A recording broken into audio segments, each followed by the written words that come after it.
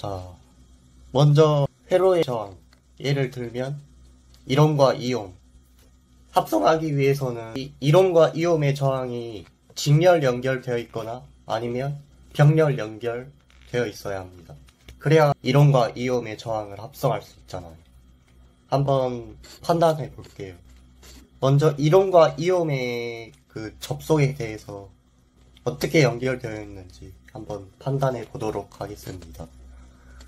그러면 먼저 이온과 이온의 접속점을 한번 볼게요. 이온과 이온의 접속점은 여기 한 군데죠. 그리고 최종적으로 다리가 이렇게 2개 나오잖아요. 다리가 2개 나와서 3V 전지에 이렇게 연결되어 있는 구조입니다. 그러면 여기까지만 봤을 때 이온과 이온은 직렬 접속되어 있는 것처럼 보이잖아요. 그런데 여기서 가장 중요한 점, 이 접속점에서 이 접속점 여기서 다리가 나와서 연결되어 있잖아요. 그러면 직렬 접속이라고 할 수 있어요, 없어요? 네, 없죠. 그러면 그렇다고 병렬 접속도 아니죠. 왜냐면 접속점이 한 군데밖에 없기 때문에. 그러면 이온과 이온은 직렬 접속도 아니고 병렬 접속도 아닌 그냥 그저 그런 접속이 되는 겁니다. 이 회로 전체 저항들은 합성할 수 없는 회로라고 판단되었습니다. 왜냐하면 직렬 접속도 병렬 접속도 아니게 연결이 되어 있기 때문이죠. 그러면 어떻게 하느냐? 키르요프의 제1법칙 또는 2법칙을 사용해서 회로를 해석하는 방법이 있습니다. 자, 이제부터 알려드릴게요. 이번 시간에는 키르요프의 제2법칙, 즉 KVL을 이용한 회로 해석법을 알려드리겠습니다. 크레마 공식을 이용할 건데, 이제 먼저 KVL의 정의부터 알아야 돼요. 키르요프의 제2법칙. 만약에 임의에 여기에 우리가 모르는 폐회로가 있다고 치면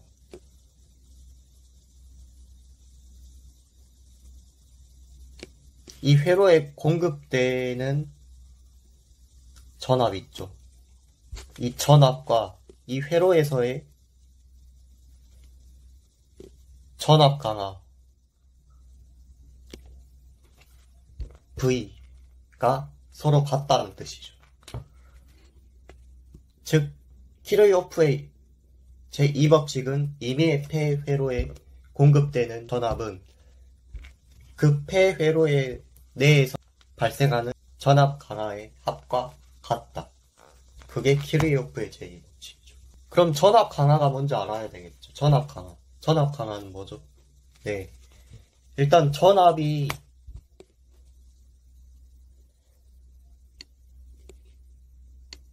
전위차잖아요. 전위차. 그러면 폐회로에 전압을 공급한다는 말은 폐회로의 각각의 부분이 서로 즉 전기 에너지를 차이가 나게 한다는 거죠. 그게 전압을 공급하는 개념이에요. 즉 만약에 지금 이 부분 있죠. 이 전지 3V 있죠. 3V. 전지 3V의 마이너스 부분은 만약에 편하게 그냥 접지했다고 칠게요. 그럼 여기서의 전위는 0V. 그러면 지금 3V 전지의 마이너스 극과 연결된 이 직접 도선으로 연결된 이 부분들은 모두 전위가 0V죠. 파란 이제 부분은 전위가 다 모두 0V이기 때문에 지금 전지가 3V라는 뜻은 여러분 아시다시피 이 전지의 마이너스 단자 있죠. 전지의 마이너스 부분. 이 전지의 마이너스 부분과 전지의 플러스 부분 간에 전기의 위치 에너지, 즉 전기 포텐셜 에너지 차이가 3V가 난다는 뜻이에요. 그렇기 때문에 전지의 플러스 극의 전위는 당연히 3V가 되는 겁니다. 이 전지의 플러스 극과 직접 도선으로 연결된 부분은 모두 전위가 3V로 같대요. 여기도 3V, 여기도 3V. 이제 전압 강화의 뜻은 뭐냐면 전위차가 떨어진다는 얘기. 만약에 폐회로에 전기 포텐셜 에너지의 차이를 3V만큼 공급했다 칠게요. 이 회로에서 또 3V 공급했어. 그러면 이렇게 전류가 흘러줘야 할 거 아니에요. 전류가 이렇게 흘러줘야 하는데 이 전류는 이 전지 3V에 의해서 흐르는 전류인데 이 전류는 전위 평형을 이룰 때까지 전류가 흘러요.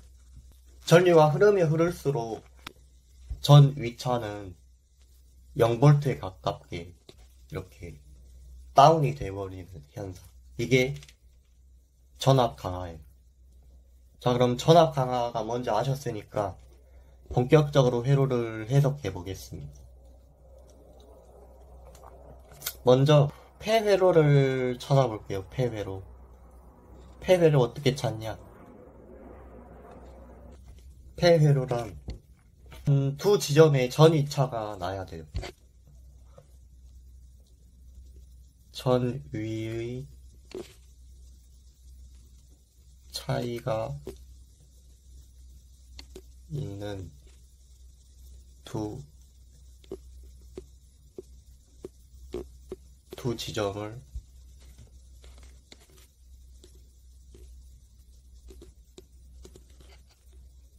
저항이 무한 옴이 아닌 상태로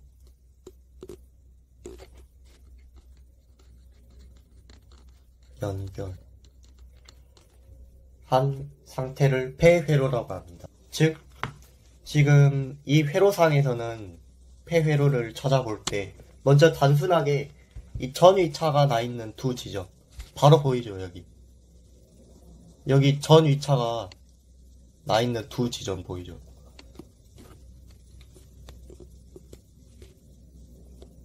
이 두 지점은 서로 3V의 전위차가 나 있는 상태인데 이 두 지점을 저항이 0이 아닌 상태로 바로 연결한 이 회로 바로 찾을 수 있겠죠. 이 회로가 폐회로. 무수히 많긴 한데 여기서 우리가 사용할 폐회로는 딱 3개만 쓰면 됩니다. 이 폐회로 하나, 이렇게 사온과 이옴의 직렬 연결로 이렇게 연결한 회로도 폐회로라고 볼 수 있어요. 그리고 마찬가지로 이렇게 이 두 지점을 서로 저항이 0이 아닌 상태로 이렇게 연결해 준 회로는 폐회로라고 할 수 있습니다. 그러면 폐회로 총 몇 개죠? 우리가 사용할 폐회로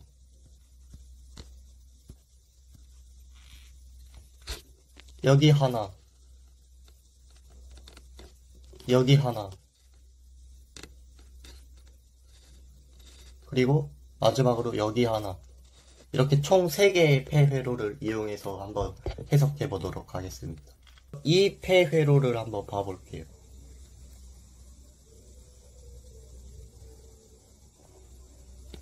첫 번째 폐회로를 한번 해석해 보도록 하겠습니다. 먼저 일단 전지의 전위차가 3V죠. 즉 전지가 이 폐회로에 공급해주는 기전력은 3V라는 뜻이에요. 그러면 일단 공급 전압이 3V죠. 공급 전압. 이 공급 전압은 이 폐회로 내에서의 총 전압 강화의 합과 같아야 돼요. 여러분 오음의 법칙 아시죠? I는 R분의 V, R이 저항, V가 전위차. 그럼 V는 IR이죠. 즉, 그 전압 강화는 이 각각의 저항들에서 발생하는데, 이 저항 양단의 전위차가 전압 강화라고 볼 수 있어. 그렇기 때문에 전압 강화는 그 각각의 저항에 흐르는 전류와 그 저항을 곱한 이 V는 IR.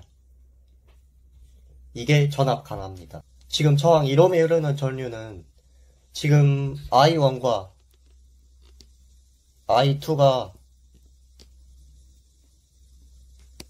I2가 동시에 전류가 흐르고 있는데 이 I1과 I2가 흐르는 전류의 방향은 모두 시계 방향이니까 저항 1옴에 흐르는 전류, 이렇게 저항 1옴이 이렇게 있다고 하면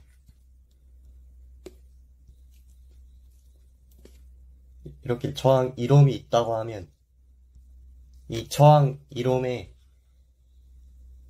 전류 I1이 이렇게 흐르고 전류 I2도 이렇게 흐르기 때문에 서로 1옴에서는 반대 방향으로 흐른다는 겁니다. 즉 저항 1옴에 흐르는 I1과 I2는 서로 방향이 반대 방향인 거죠. 그렇기 때문에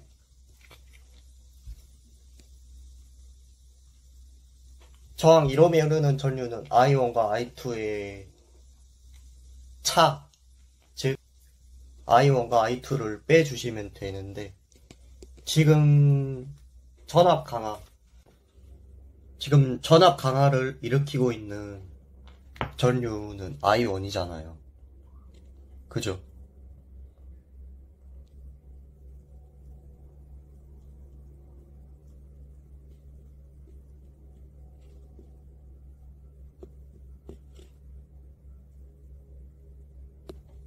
전압 강화를 발생시키는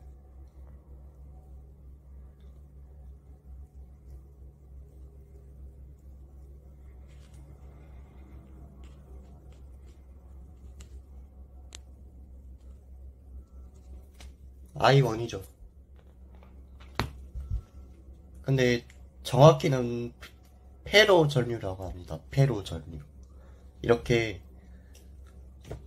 폐회로를 시계 방향 또는 반시계 방향으로 일주하는 전류를 회로 전류라고 해요. 회로 전류. 이 폐회로에서는 전압 강화를 발생시키는 회로 전류는 I1입니다. 1옴에 흐르는 전류를 구하려면 회로 전류 I1이 더 크다고 가정하고 이제 회로를 해석해야 합니다. 아까쯤에 저항 1옴에 흐르는 전류는 회로 전류 I1과 I2의 차라고 말씀드렸잖아요. 그렇기 때문에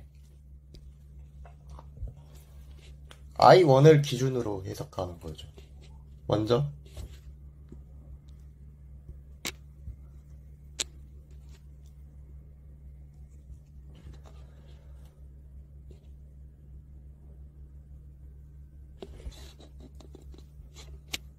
1 곱하기 I1 마이너스 I2인 거죠. 이해되시죠? 그리고 또 이 저항 이옴에서 전압 강화가 발생하겠죠. 이 저항 이옴에서. 이옴에 흐르는 전류는 회로 전류 I1을 기준으로 잡고 I3를 빼줘야 하는 거죠. 그렇기 때문에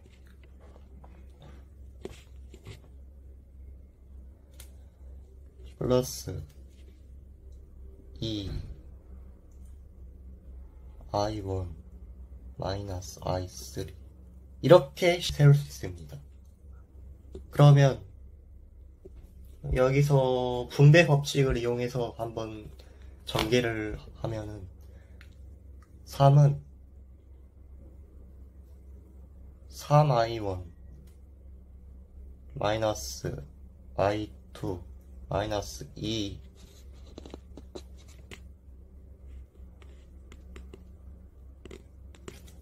이렇게 되겠죠.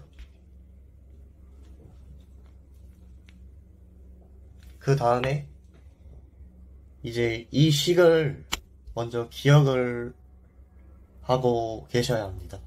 이 식. 네. 회로 전류 I2가 흐르는 회로. 여기죠, 여기. 지금 제가 색칠하고 있는 부분, 빨간 펜으로. 지금 이 부분이죠, 이 부분. 이 부분의 폐회로를 제가 이제 또 해석해 드리겠습니다.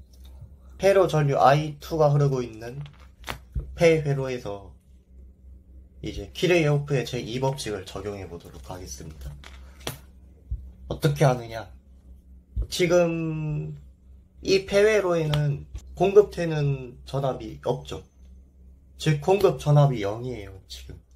왜냐면 이 폐회로에는 전지라든지 그런 기전력을 발생시키는 부분이 달려있지 않기 때문에 여기에서는 이 폐회로에서는 이 폐회로에서는 공급 전압이 0이라고 할 수 있어요. 그럼 공급 전압은 0이고 이 폐회로에 공급되는 전압은 이 폐회로에서 발생하는 전압 강화의 총합과 같다. 이게 키르호프의 제2법칙이죠. 그렇기 때문에 먼저 저항 사옴에서 발생하는 전압 강화를 한번 보도록 하겠습니다. 저항 사옴에서 발생하는 전압 강화는 저항 사옴에 지금 회로 전류 I2밖에 흐르지 않으니까 저항 사옴에 흐르는 전류와 저항 사옴을 곱한 값이 저항 사옴에서의 전압 강화죠. 그러면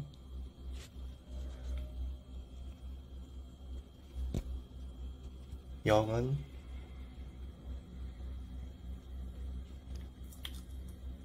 4i2 플러스 그리고 저항 이옴에서 발생하는 전압 강화를 보도록 하겠습니다. 저항 이옴. 지금 저항 이옴에는 회로 전류가 I2와 I3가 동시에 흐르고 있잖아요.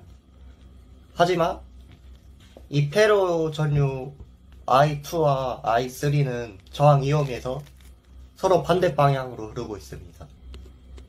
I2가 I3보다 더 크다고 가정을 해야 돼요. 왜냐하면 I2가 이 폐회로에서 전압 강화를 발생시키는 전류이기 때문에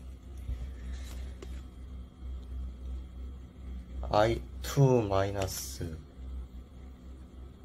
I3 이렇게요. 이해되시죠? 저항 이옴과 이 저항 이옴에 흐르는 전류를 곱한 값이 되는 겁니다. 그리고 마지막으로 여기 이롬 있죠, 이롬에서 발생하는 전압 강화. 이롬에는 회로 전류 I1과 I2가 동시에 흐르고 있잖아요. I2에서 I1을 뺀 값이 저항 이롬에 흐르는 전류가 되는 겁니다. 이해되시죠? 그렇기 때문에 1 I2 마이너스 I1 이렇게 식이 세워지는 겁니다. 그럼 식을 풀어보면 먼저 마이너스 I1이죠. 마이너스 I1 플러스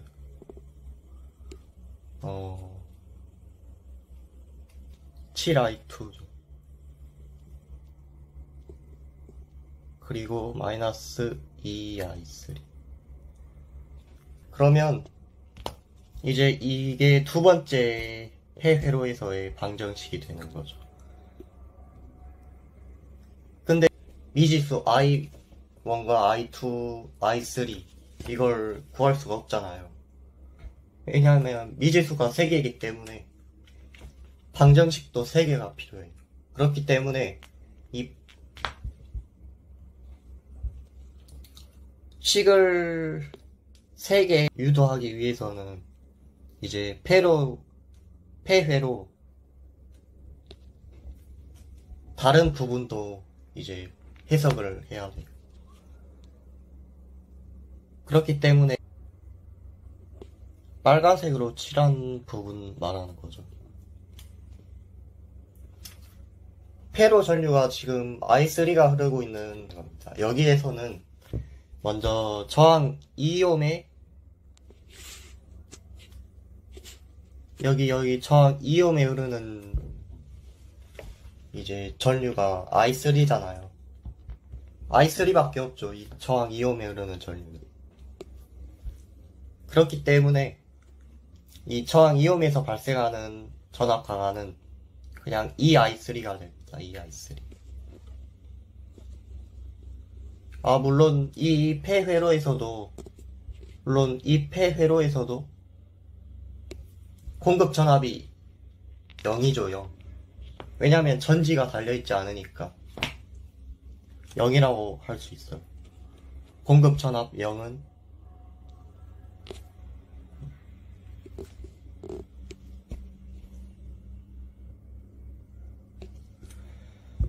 먼저 이 저항 2옴에서 발생하는 전압 강화 EI3 이해되시죠?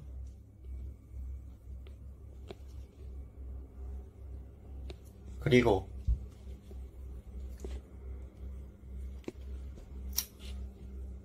이 저항 2옴에서 발생하는 전압 강화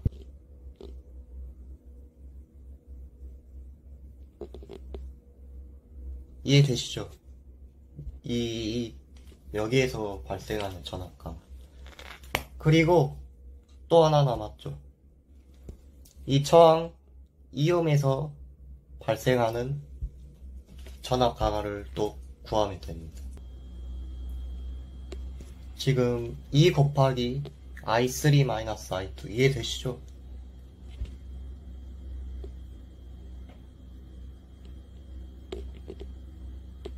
이렇게 하면은 이제 식이 다 완성된 겁니다. 식 3개가 유도되었죠. 그럼 전개해 보시면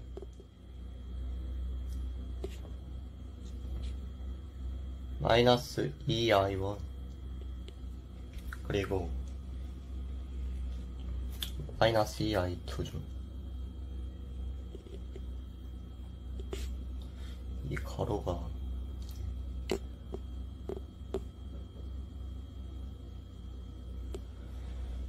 마이너스 2i1 마이너스 2i2 그리고 남은 건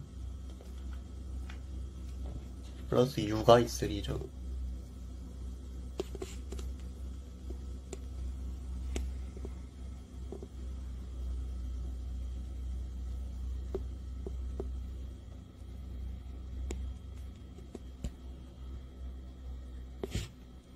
네, 이 식을 기억하고 계시면 이따가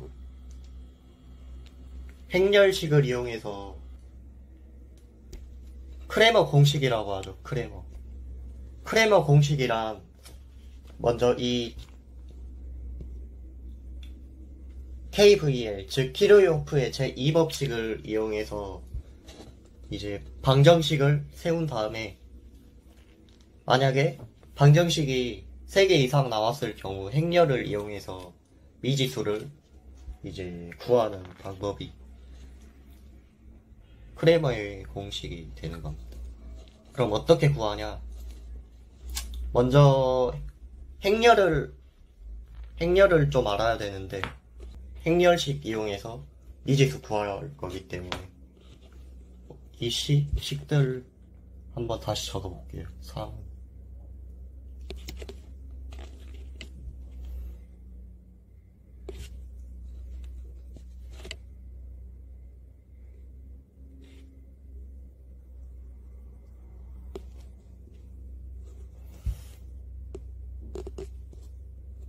마이너스 i2죠.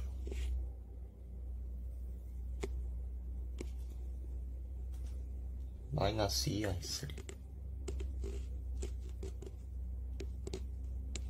그리고 0은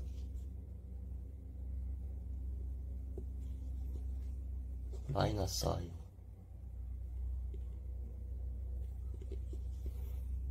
플러스 7i2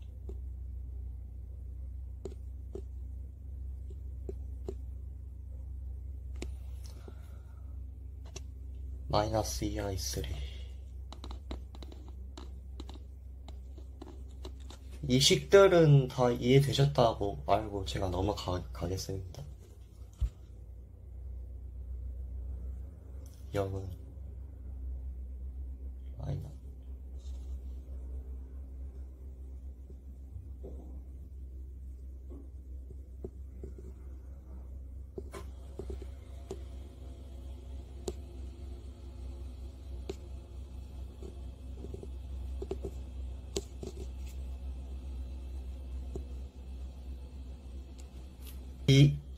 이 부분 있죠. 이 결과식을, 즉, 상수항을 제외하고, 이 미지수들이 곱해져 있는 이 부분만 가지고 한번 행렬식을 풀어볼게요.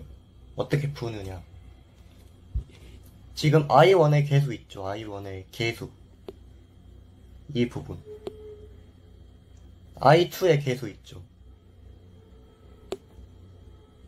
i2의 개수인데 지금 마이너스 i2는 개수 마이너스 1이 생략되어 있는 거죠. 지금 1이 생략되어 있는 거예요.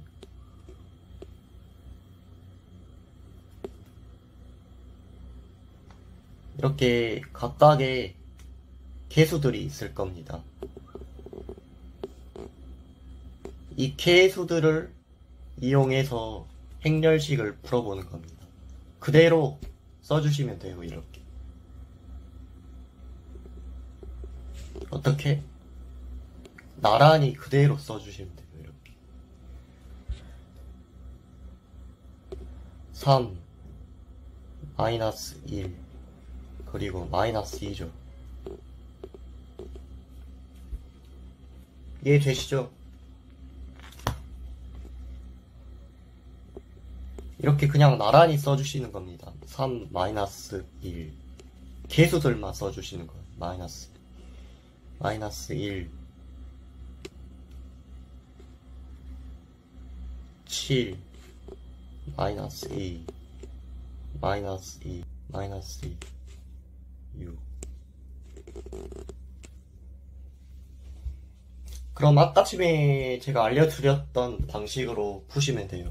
이 맨 위에 있는 3 마이너스 1 마이너스 2를 기준으로 한 번씩 대각선으로 곱해주시면 돼요. 먼저 3을 기준으로 곱해볼게요. 그러면 일단 맞는지 확인하고 마이너스 1 마이너스 2 마이너스 7 마이너스 네, 맞네요.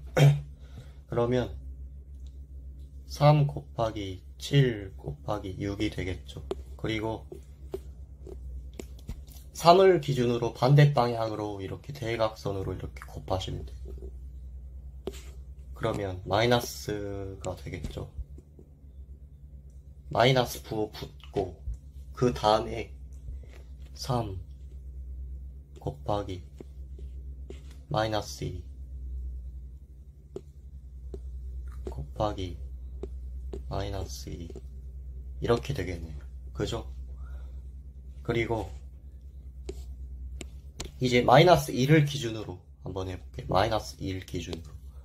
마이너스 2를 기준으로 대각선으로 이렇게 한번 곱해 보도록 할게요. 그럼 플러스가 되는 거죠. 플러스 부호 붙은 다음에 마이너스 1 곱하기 마이너스 2 곱하기 마이너스 2 이렇게 되는 겁니다. 그러니까 파란색은 처음에 플러스 부호가 붙는 거고 빨간색 부분은 처음에 마이너스 부호가 붙는 거. 그 차이예요. 그 차이. 플러스 i 네 이런 식으로 풀이해 주시면 됩니다. 그리고 마이너스 2를 기준으로 이렇게 또 반대 방향으로 곱해 주시면 되는 거죠. 그러면 마이너스 부호가 붙은 다음에 마이너스 1 곱하기 마이너스 1 곱하기 뭐죠? 6 그리고 마이너스 2만 계산하면 끝나는데 마이너스 2를 이제 먼저 양의 방향으로 이렇게 대각선으로 곱해 주시면 이렇게 되는 거죠. 이렇게. 그러면 이거는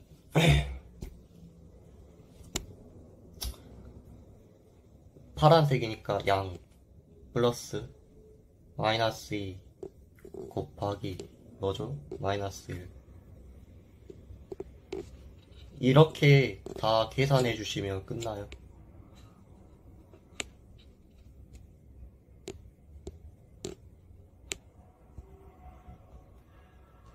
마이너스 1 곱하기 마이너스 2 맞죠?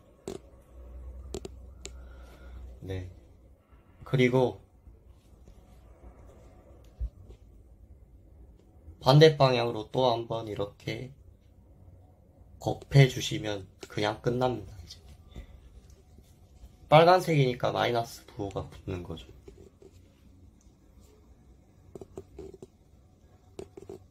마이너스 2 곱하기 이건 7 곱하기 마이너스 2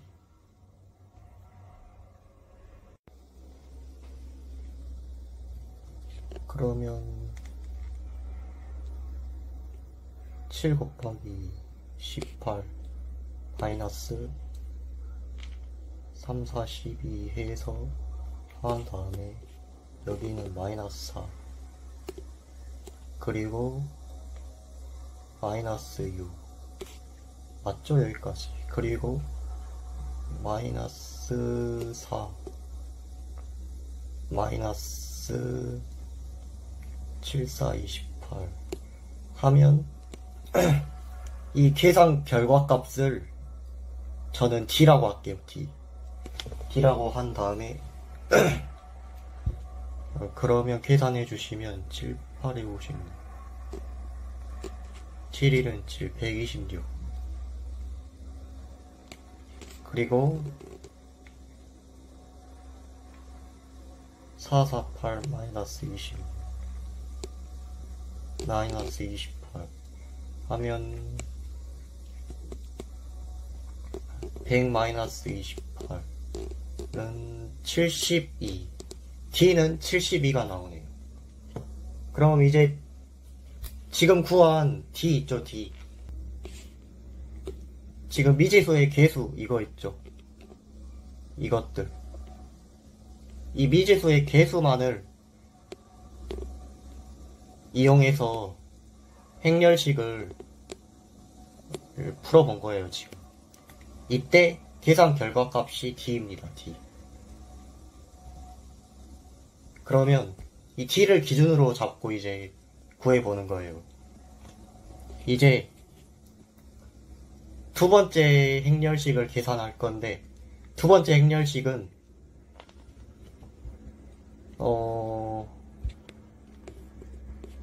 이 i1의 계수 있죠. i1 계수 이거 i1 계수 이것들 있죠. 이것들 대신에 이 상수항 있죠. 상수항 결과값, 이 결과값을 대입해서 그대로 행렬을 계산해 주시면 됩니다. 이제 어떻게 계산하는지. 자, 그러니까 i1 계수가 들어갈 자리 있죠. 여기 대신에 300 이걸 집어넣는 것 같다는 거. 한번 바로 집어넣어 볼게요. 그리고 그대로 나머지는 적어주시면 되죠.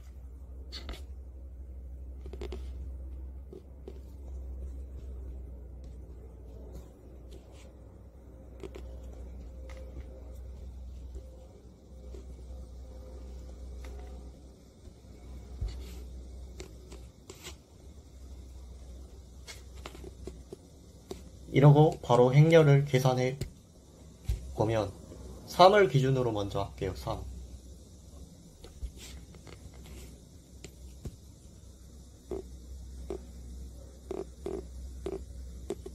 그리고 반대 방향으로 곱해 주시면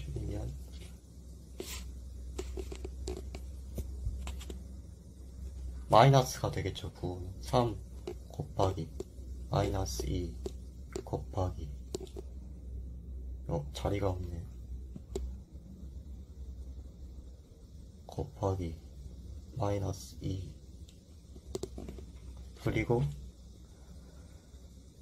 이제 마이너스 1을 기준으로 이렇게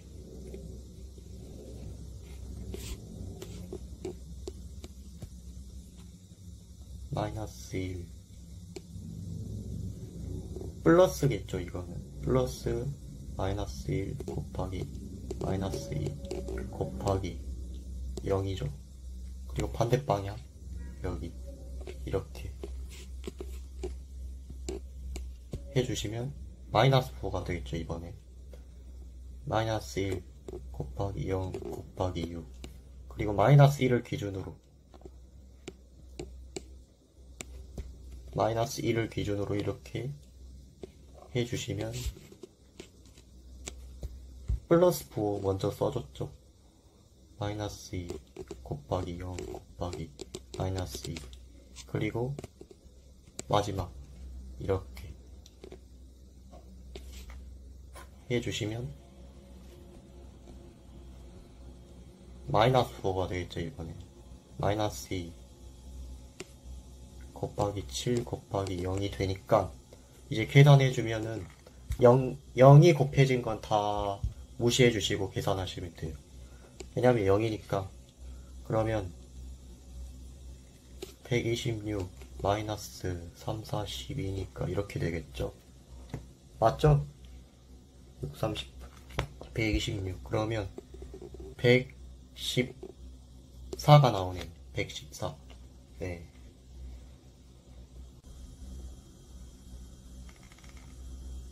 패로 전류가 아니에요. 그러면 D분의 D1을 해볼게요. D분의 D1. D분의 D1은 72분의 114. 이게 회로 전류 I1이 됩니다. 그러면 회로를 자세히 보시면 회로 전류 I1은 지금 여기 이 폐회로에 흐르는 전류잖아요. 그러면 즉 여기에 흐르는 전류를 I0라고 하면 이 I0는 이 전체 회로에서 이 전체 회로 있죠. 이 전체 회로에 유입되는 전체 전류잖아요. 그럼 이 전체 전류 I0하고 이 패로 전류 I1은 서로 같다고 할 수 있잖아요. 그렇죠. 네. 그러니까 지금 전체 전류를 구한 셈입니다. 어떻게 보면. 그러면 이제 행렬 어떻게 하시는지 대충 이해하셨죠? 네. 그러면 이제 패로 전류 I2를 구해볼 건데 I2는 D분의 D2가 되겠죠. 그럼 D2를 구해야겠네요. D2. D2는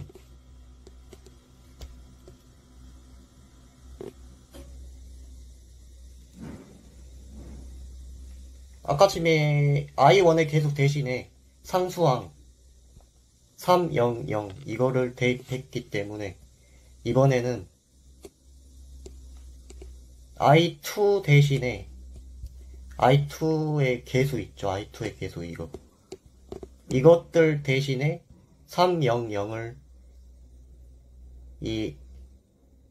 이거 상수항 이거를 집어넣고 이렇게 있는 계수들로만 이제 한번 행렬을 풀어볼게요.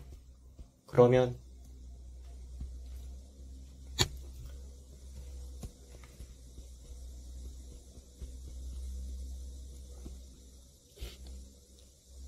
나머지는 그대로 써주시고 3 -1 -2 이렇게 하시면 되죠.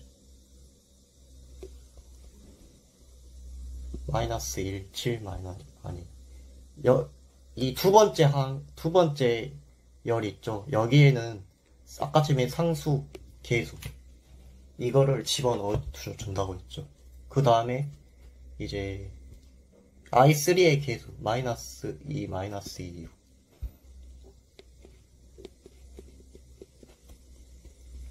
지금 동그라미 쳐져 있는 부분 있죠. 이 계수들로만 지금 하는 겁니다. 행렬을. 그렇기 때문에 이거를 행렬 바로 계산해 주시면 먼저 플러스 부분이 있죠. 3을 기준으로 한번 하고 그러면 0 곱하기 그리고 반대 방향으로 한번 해주시면 -3 곱하기 -2 곱하기 0 네. 이제 하실 수 있겠죠? 네.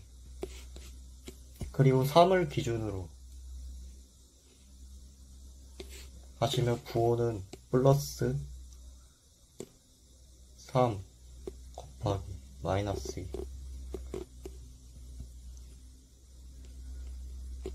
곱하기 -2 그리고 빨간색 부분 이렇게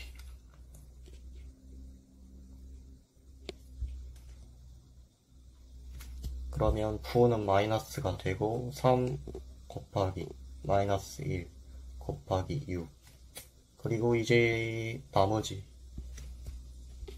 -2를 기준으로 이렇게 해주시면 네.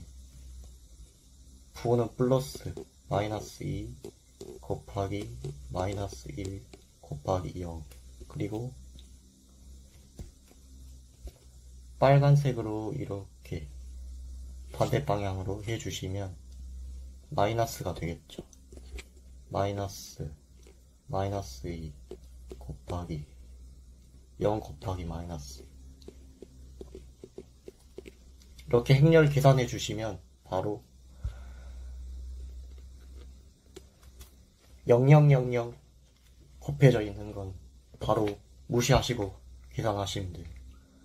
12 플러스 18 30 바로 나오죠? 그럼 이거는 지금 구한 결과값은 D2예요.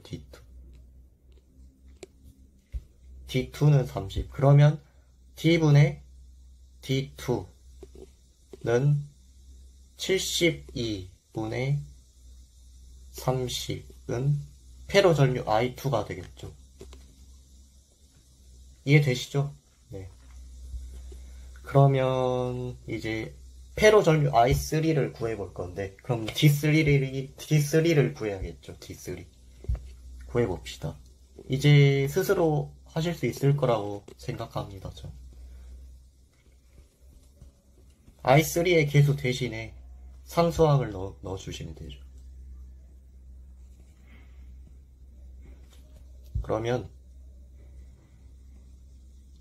지금 동그라미 쳐져 있는 부분들로만 이제 행렬을 계산하시면 될 것 같아요.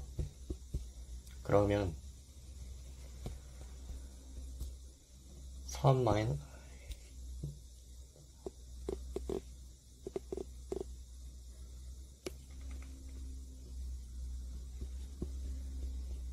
그리고 마이너스 1, 7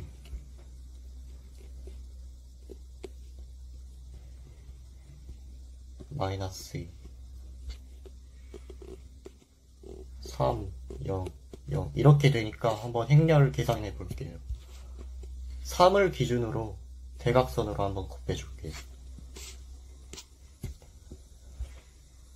3 곱하기 7 곱하기 6 부호는 플러스니까 이렇게 해주시고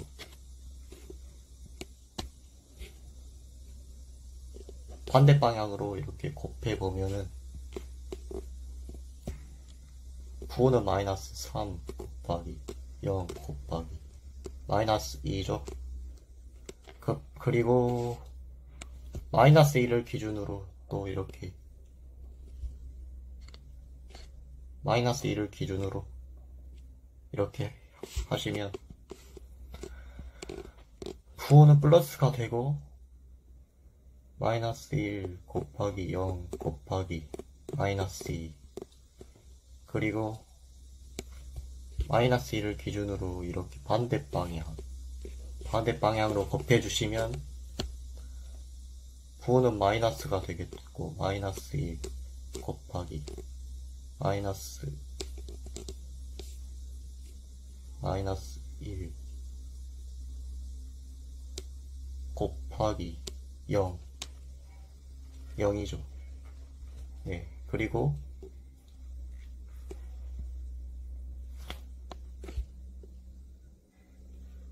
(3을) 기준으로 해주시면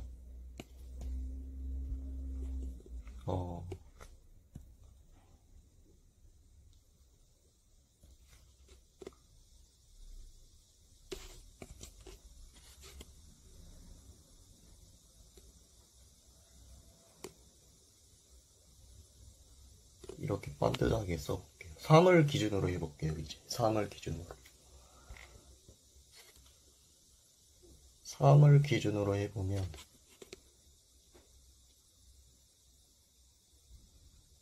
마이너스 1 곱하기 마이너스 2 그리고 3을 기준으로 이제 반대 방향으로 이렇게 곱해주시면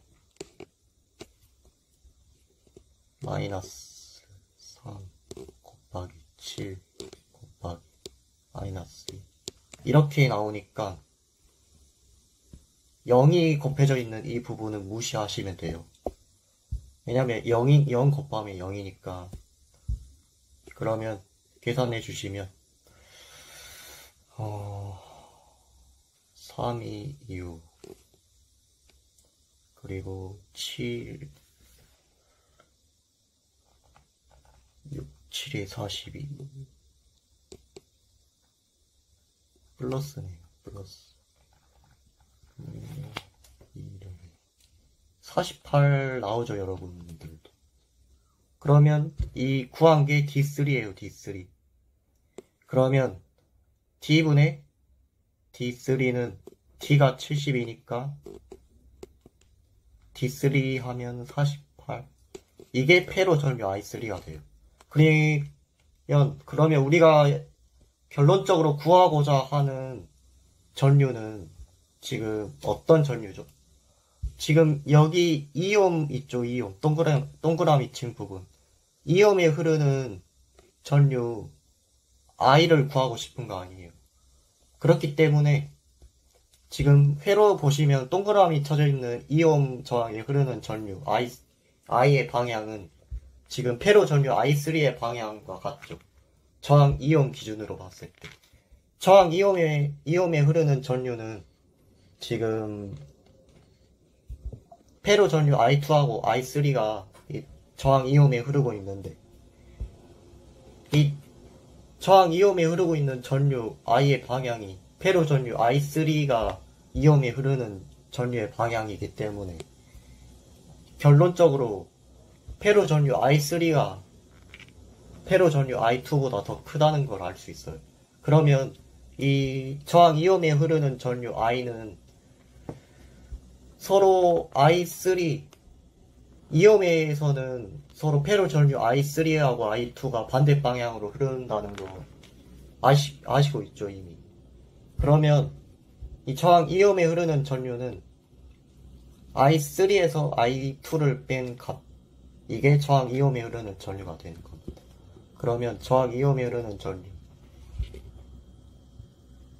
I는 I3 I2, 아까쯤에 구한 값이 있죠. 72분의 48 마이너스 72분의 I2가 아까쯤에 뭐였죠? 30이죠, 30. 그럼 결론적으로 저항 2옴에 흐르는 전류 I는 72분의 18이 됩니다. 이거 계산해 보시면 아마 18 곱하기 4 하면은 72가 나올 거니까 4분의 1A예요. 4분의 1A. 네. 4분의 암페어가 됩니다. 여러분, 행렬 이용해서 이제 KVL로 풀어봤는데, 혹시 많이 어려우시면, 이해 안 되시는 부분은 이제 댓글로 알려주시면 제가 상세하게 알려드리도록 할게요. 오늘도 수고 많으셨는데, 보충 설명하자면 이 저항 2옴에 흐르는 전류 구하는 거잖아요, 문제가. 근데 이 저항 2옴에 흐르는 전류를 구할 건데, 이 저항 2옴에는 지금 회로 전류가 I3하고 I2가 흐르고 있잖아요. 근데 이 저항 2옴에서는 회로 전류 I2하고 I3가 흐르는 방향이 서로 반대 방향이에요. 그렇기 때문에 이제 저항 2옴에 흐르는 전류는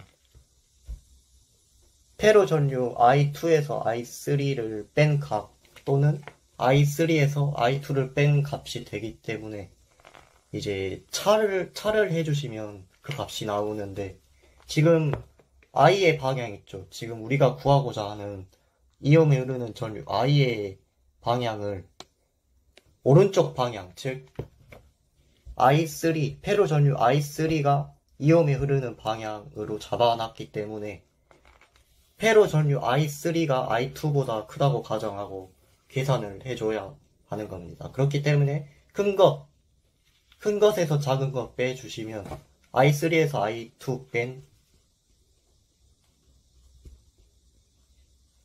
I는 I3-I2 해서 4분의 1A가 나오게 되는 겁니다. 오늘도 수고하셨습니다.